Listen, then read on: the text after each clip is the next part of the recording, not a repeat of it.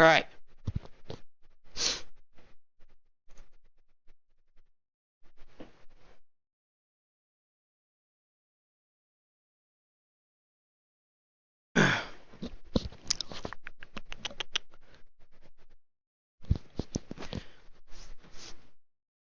Hey guys, what is up? It's On and Wow here. So I have a lot of people asking me about how I found out I had cancer and stuff. So I thought I'd make a video to tell you guys how I found out I had cancer. Now, first thing, if you watch this video because you think you might have cancer or you're finding out you have cancer, I want to tell you that the main thing is positivity. Stay positive. Don't ever look negative. I mean, it's cancer, right? But try to find the positives in it. Like, I'm a big dude. The positives for me was a great weight loss plan. I used to be 320 pounds. I'm 270 something pounds now. Still it's cancer. I got that in my chest. I'll explain what that is later on. I had to have my biopsy. But yeah, I'm explaining everything. So, last summer is when I started streaming, and I was pretty much how I am now, hyper and happy and all that stuff. And I started getting tons of chest pains right here, right here. So we went to the hospital, and ironically at the same time I started working out. So we thought that it was, I pulled muscles, but I'm a big dude, so I didn't think that, but he said, "Oh, take Tylenol like it's a prescription every day for 3 weeks." So I did. Pain went away. And I continued streaming. Around late September, I fell into a depression. I literally was bedbound. I didn't get out of my bed, and I was crying in pain. But being a man, I didn't want to go to the doctor, so I never did. And I quit streaming and all that just because I had no energy. I was depressed and all that stuff. So late November, a cough comes around. Now, if you're watching my streams during that time, I had a really bad cough, and I can't even imitate the cough. It was like a, it was something like that. It was really unreplicable. That's a word, unreplicable. Whatever. I can't reenact it. There you go. So pretty much, I started getting worried. I started fainting. I started having like heart attacks. I started going blind. And I thought maybe I was getting diabetic, but I mean, I'm a big dude, right? So that should be a concern of mine, but it really isn't. And I really didn't think I was diabetic because I've been tested hundreds and hundreds of times. So we called the ambulance. Ambulance came. Your vitals are fine. You want to come with us? I said, nah, my vitals are fine. So we thought I had anxiety, anxiety attacks. So we went to my doctor. My doctor threw me anxiety. All right, well, I'll just drop my meds everywhere. My doctor prescribed me anxiety medication, and I realized that it wasn't helping. So then she upped my anxiety medication. Still wasn't helping. So it came to a point where I was like, Mom, I need to go to my doctor. Something is wrong with me, and I need to get it taken care of. So she said, we're going to take an x-ray. So we went to take an x-ray. Turns out there's a mass in my chest. So go back to doctors. My mom didn't tell me anything because she didn't want me freaking out. But I went back to doctors.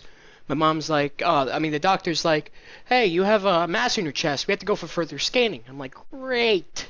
So we did a CAT scan. I think it was like 2 days later, early in the morning. So we did a CAT scan. Results come back around noon. I'm sleeping. My mom says we need to go to the hospital now. So we went to the hospital, sat in the waiting room. They said they already had a room ready for me. They walked me to my room. And we're sitting there relaxing, I'm thinking maybe it's just something, But I knew something was wrong with me because you guys know your own body. And when something's wrong with you, you know it. Doctor walks in, she goes, my name is blah, blah, blah, and I'm Alexandra, and I'm a cancer doctor. My mom just starts bawling her eyes out, just, I mean, I don't blame my mom, I'm her son, I'm her first kid. She had me when she was young. She loves me to death. My mom would take a bullet for me. When she said that, my face got hot, and then it cooled down, and I realized, I've been through so much bullshit in my life. House fires, my mom used to do drugs. I helped her get clean. I've been homeless multiple times. I've been robbed, and it's just like, so I knew that I would get through it, and that's something you guys have to know. Stay positive. When you find out you might have cancer, you might be in the hospital for 1 to 2 weeks. I started going insane about a week and a half in. I mean, I don't blame you. You just sit there and lay there. And me, I like to be productive. I'm a productive ass person. And if I can't be productive, it drives me insane. And that's why I love doing online entertainment, especially streaming. Because it's long, heavy hours. And it's hard for me because I have chemotherapy, which makes me tired. So they say, all right, we have to go for a biopsy. Now, this is a special kind of biopsy because my mass is right here, the size of a football. It was pushing my heart down 4 centimeters, and it was squeezing my throat. I would have suffocated mid-June if I didn't go to the doctors like I did. So they had to do a biopsy, and they had to stick like one needle in my chest right here. And then they had to look around, and they stuck the needle in and scraped the mass. I was really nervous for that because I have a fear of not being conscious. I really hate sleeping because I don't like not being conscious. I love being aware and, there. But everything went fine. I woke up. I mean, if you guys have to do a biopsy and you're really scared, I know you're going to be scared no matter what I say, but don't be scared. I know you're still going to be scared because, but doctors got you. They do this hundreds of times. It's just routine. So they come back. I find out Wednesday that it's non-Hodgkin's lymphoma, stage 2, B cell. What the fuck does the B cell mean? No clue. Stage 2 means it's above my diaphragm. Once the mass goes below your diaphragm, it's considered stage 3 or stage 4. That's what I've been told. And once again, I'm no expert. This is all I know from hearsay of my doctors. So don't take anything I say medical-wise as knowledge, okay? Just take it as hearsay, okay? So be skeptical of everything I say. So we started my chemo Friday, and it took about 22 hours. I had an allergic reaction. My throat closed up. They gave you Benadryl. And if you guys are scared of having any allergic reactions once you start chemotherapy, do not be nervous. The doctors know how to counter everything nowadays. And there's millions of types of cancers, and for millions of types of cancers, a million times of treatment. So you might not have the same treatment as I had. They're all different. So I finished my chemo after like 22 hours, and I got to walk for the first time in 2 weeks, really. I had to leave the hospital, and I couldn't breathe. I had a whistle, guys. I stopped eating because I choked because of the mass in my chest, and it was such an amazing feeling because I realized how long I was sick for, I was sick for about 7 months. And tomorrow is my last chemotherapy, then I have to do radiation. And depending on your treatment, you might have to get a portacath. Now, it's a portacath, which means they're going to have to do surgery.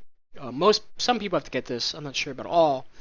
But basically, they don't put you under. You just lay there and they have it numbed. And they open your chest, slit here. They put like a hard rubber thing in. This is what they do chemotherapy through. So tomorrow when I go to the doctors, they're going to stick a needle right in my chest right there and give everything through there. After that, once I'm done with my chemotherapy sessions, I can get it removed. But I'm going to wait about a year just to be sure that my cancer doesn't return.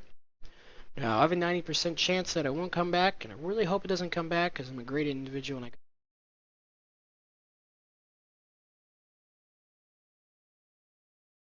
main thing about finding out you have cancer is stay positive. You can't be negative. Especially me, being an entertainer and a content provider. I love being positive. Because how would you guys like to watch me stream if I was like, guys, I'm gonna fucking die. I'm gonna fucking die. No. Have fun with it. Bust cancer jokes.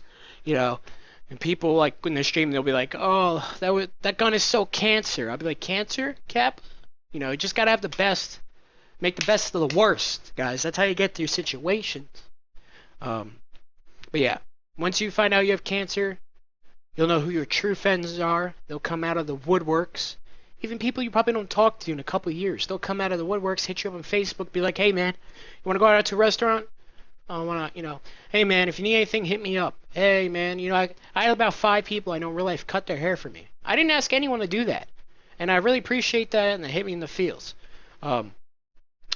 And I can only say it so many times, just stay positive. And even if you have a life-threatening, I mean, cancer is cancer, right? But I got the best of the worst, pretty much. Like mine's the most treatable and curable, especially that I'm young. If you're really young and you have cancer, don't really worry about it. Tons of cancers are almost curable nowadays. It's not like it was 20 to 30 years ago. You know, when I found out I had cancer, I thought, fuck, I'm doomed. Because this might sound fucked up, but growing up, I always thought I was going to die young. I never told anyone that. So I thought, oh, here's my end. Life full of bullshit, and I can't even be successful. But, yeah. Stay positive, guys. Not like, if you find you have cancer, make the best of it. That's all I can say. My last chemotherapy is tomorrow, April 13th. It's a Monday. And then, let me tell you some side effects of chemotherapy. Now, for the million types of cancers, the million types of therapies, there's a million types of side effects. Now, no matter what type of cancer you have, your first chemotherapy is going to be the worst. That is fact. Because you have so much poison in your body that your body's going to freak out. Now, when I had my first chemotherapy, it was pretty much a zombie. Oh, the first day you do chemo, they're going to hype you up on steroids. You're going to feel amazing. But next day you wake up, I felt like a zombie. I haven't thrown up off chemo. I threw up like one or twice, but not a lot. But gonna feel like a zombie. Super tired. If you're tired, sleep all you want. If you're doing work, you got to take off. If you're in school, you got to take off this first or second week of your first chemotherapy session. You cannot. I slept about 16 hours a day. I was up for about 4 hours and I'd sleep and didn't eat. Barely drank, but I had a drink to keep myself hydrated. Please drink water. Don't fuck with soda or anything. You can mess with Gatorade. Gatorade is really good. Mess with orange juice, cranberry.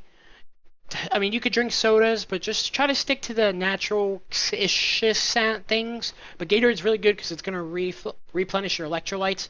So if you are throwing up tons of Gatorade, I drink a lot of green tea through this process, and it helped me a lot. Now, I drank, like Asian green tea and then Arizona green tea on top of that because I'm addicted to Arizona green tea. But the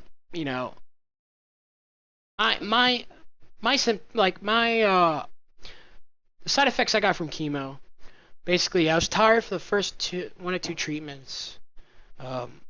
And, you're going to get blisters in your mouth, and they give you mouthwash, they give you scrubs. Don't want to get blisters. They're really painful. My first session, I had blister here on my tongue. I barely could talk on stream, and it was very frustrating as being a streamer which has to talk for 7 hours a day. And then with every chemo treatment, it gets easier to take the chemotherapy. First treatment's rough, second treatment's a little better. Hoping this treatment's like nothing to me because there's less and less poison in your body. The mass, the cancer. If you have a good hospital and good doctors, they're super loving. I felt super comfortable. They did the best they could do for me. The food servants hooked me up when I was in the hospital. I was like, listen, I'm a big dude. I don't want this dirty ass cheeseburger. Bring me like 4 puddings. And I'd be like, give me ice cream. I want ice cream. I want ice cream. I want ice cream. I was the only person on my floor who didn't have a special diet. So we ordered pizza, all that stuff. I'm a big dude. I love food. I love food. Who doesn't love food? But yeah. My grandfather recently passed away with the same cancer I have. He had stage 4, I think. Non-Hodgkin's lymphoma. So it's just there's a lot of